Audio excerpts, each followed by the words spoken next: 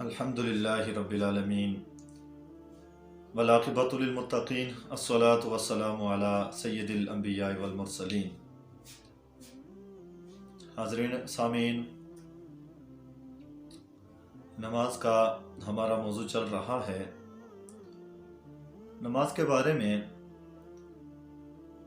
سورۃ المؤمنون کی آیت نمبر 2 میں اللہ تعالیٰ ارشاد فرماتا ہے، جس آیت مبارکہ کا مفہوم کچھ اس طرح ہے کہ جو لوگ اپنی نماز کے اندر گڑ گڑاتے ہیں، اصل چیز کیا ہے؟ نماز کے اندر گڑ گڑانے سے یہاں پر مقصد کیا ہے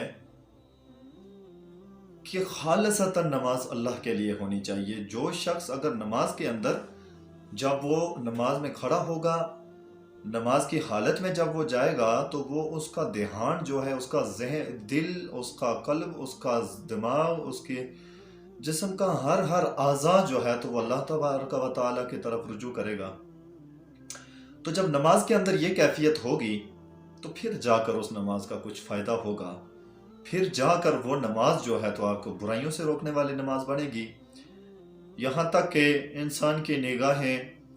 نیچی رہتی ہیں، انسان کا دل اللہ تعالیٰ کی طرف راغب رہتا ہے،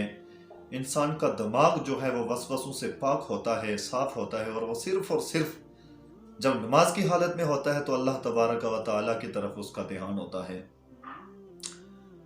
تو ایسی جب نماز وہ ادا کرے گا، نماز کے اندر اللہ رب العزت کی بارگاہ میں رجوع کرے گا، اس کی طرف متوجہ ہوگا، اور بالخصوص جو کلمات وہ اپنی زبان سے ادا کر رہا ہو، ان کلمات کا اسے پتہ ہونا چاہیے کہ میں یہ کیا ادا کر رہا ہوں، پھر جا کر وہ نماز اس آیہ مبارکہ کے مفہوم کے اوپر اترے گی کہ جس میں اللہ رب العزت نے ارشاد فرمایا کہ وہ اپنی نمازوں کے اندر وہ اللہ کے حضور گڑ گڑاتے ہیں۔ تو یہاں پر گڑ گڑانے سے مقصد یہ ہے، یہاں پر گڑ گڑاہٹ کا جو معنی ہے وہ یہ ہے کہ انسان جب اللہ تبارک و تعالیٰ کی بارگاہ میں جب حاضر ہوتا ہے، جب نماز کے اندر جاتا ہے، تو وہ اپنے آپ کو مکمل طور پر، کلی طور پر اللہ تبارک و تعالیٰ کی بارگاہ میں پیش کرے گا۔ تب جا کر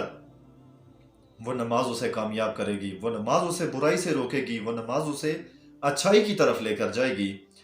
اور نماز کا جیسا کہ آقا کریم صلی اللہ علیہ وسلم کا فرمان ہے کہ نماز برائی سے روکتی ہے، اچھائی کی طرف انسان کو لے کر جاتی ہے۔ تو اس نماز میں برائی سے روکنے والا جو معاملہ ہے وہ کیا چیز ہے؟ اصل میں وہ یہی چیز ہے کہ جب بندہ اللہ کے بارگاہ میں، اللہ کے حضور جب کھڑا ہو، جب اس کی بارگاہ میں اللہ تبارک و تعالیٰ کی طرف انسان رجوع کرتا ہے، اس کے دربار میں جب کھڑا ہوتا ہے، تو پھر مکمل طور پر، ذہنی طور پر، قلبی طور پر انسان جسم کے ہر اعضاء کو اللہ تبارک و تعالیٰ کی حمد و ثنا کے اندر پیش فرمائے۔ تب جا کر انسان